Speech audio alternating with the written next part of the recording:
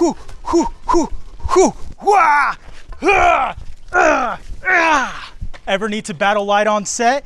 Is it too bright out? Sun's too strong? Well, you may need to set up an overhead frame. We got 8-foot, 6-footers, all different types of hardware. I will show you how to set all that up, including the stands I use.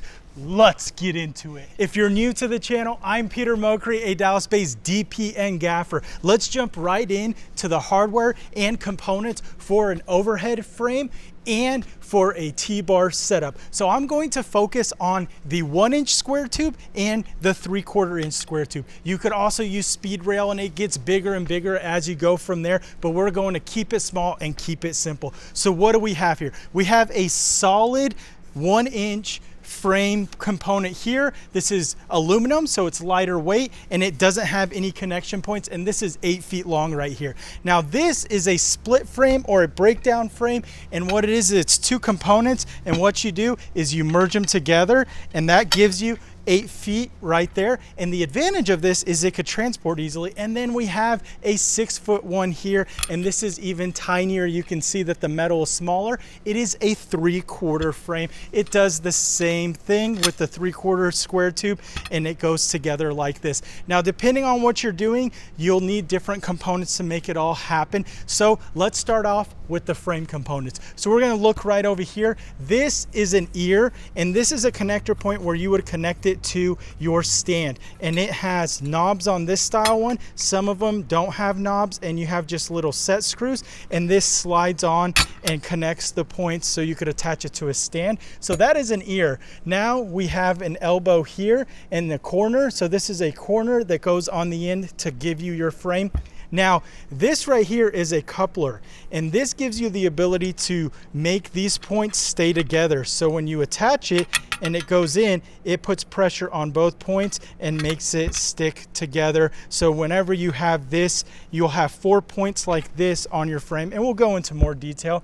This is a baby pin style one, so you could go with this style or this style.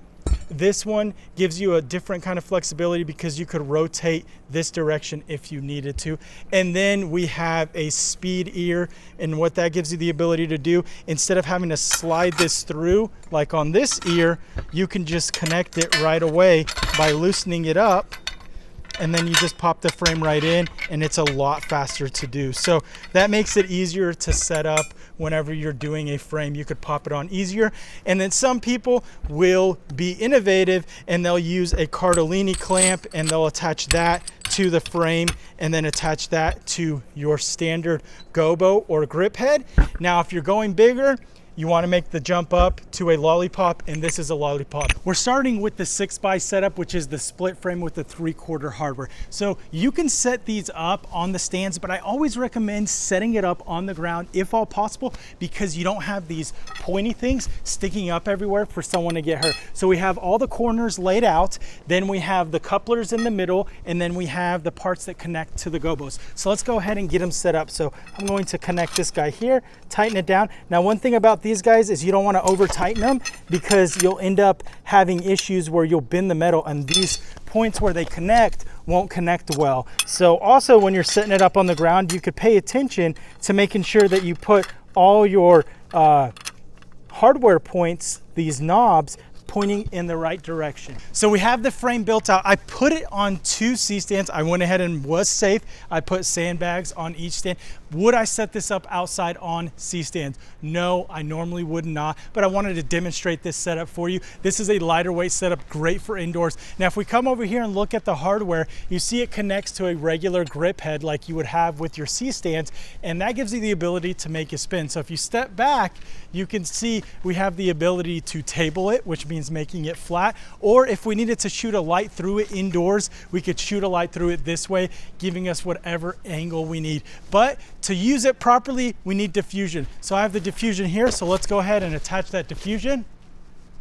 That's quarter grid from Canvas Grip. Now, why did I use quarter grid? Well, I actually did a video where I tested out all the different diffusions that I use and that I keep on my grip van, and I found that quarter grid is great, but there are some other great options. If you want to see that video, I'll link it down in the description. Again, we did use C-stands here for demonstrative purposes. I don't recommend using C-stands outdoors for this type of setup, but if you're tabled, maybe you could get away with it, but bag it like crazy and make sure that you're doing everything safe. You guessed it, it's still 100 degrees out here. The sun is beating down on me and the humidity is through the roof here in Dallas, Texas. But guess what? You know what's through the roof? Well, not my viewership or my subscribers, but you can change that today. By doing one easy click of the subscribe button, you can help this channel grow and help me come out here in this terrible heat to get more content out. So let's get into the first setup here. What do we have? We have different hardware laid out, and this is one of those ears. You can see it has a slot on it. The slot is important because when it goes in, you pick a side and it stays in. If it didn't have that slot, it would just slide right out. So that's a really nice setup. So this one, you have to put your actual tubes through each side and set it up that way to get it to work. Now there's a easier one. This is a quick ear. If you notice here, it just has an opening and it's real simple. You just bring your hardware in and it snaps right in and it's ready to go. The disadvantage with this one is if you have something that requires the hardware to stick like this together, you don't have 2 points of contact, one on each side to hold it in place. So you have to make sure it's nice and secure. So you have to be careful with that. And then our final setup is right over here. And this has a pin style, a baby pin style. And what's cool about it is if you see right there, you can rotate this like this, or you could use it in the standard way. So it does have an advantage, but there's nothing to catch it and keep it in place. So you do have to keep that in mind. If you're in a pinch and you need to pinch your frame, guess what? Grab a Cardellini and you're off to the races. And this is a T-bar setup. So what you do is you grab your ear, you grab a piece of frame and you attach your diffusion to it. So you would use this if you're going to shoot a light through your diffusion, but you don't need to set up a big frame because you're indoors. Outdoors, this is not a good solution. It is actually really unsafe because you will be catching a lot of the wind and it makes it very unsafe and uncontrollable. But that's how it looks all set up, and you would just be shining your light through here to give you a big soft source. Guess what's cooking? Me in the sun. It is so harsh right now, and this is a perfect scenario for an overhead frame. Let's go under it and take a look at what it looks like. Now that is a lot better. We have our quarter grid above us. This is me back in the sun, and you can see it's really harsh, and then it softens up with this diffusion, and it's just the right amount. What we have here is we have our 8x8 frame set up with our quarter grid from Canvas Grip, and then we have a triple riser combo stand. We have some sandbags, shot bags giving us some weight.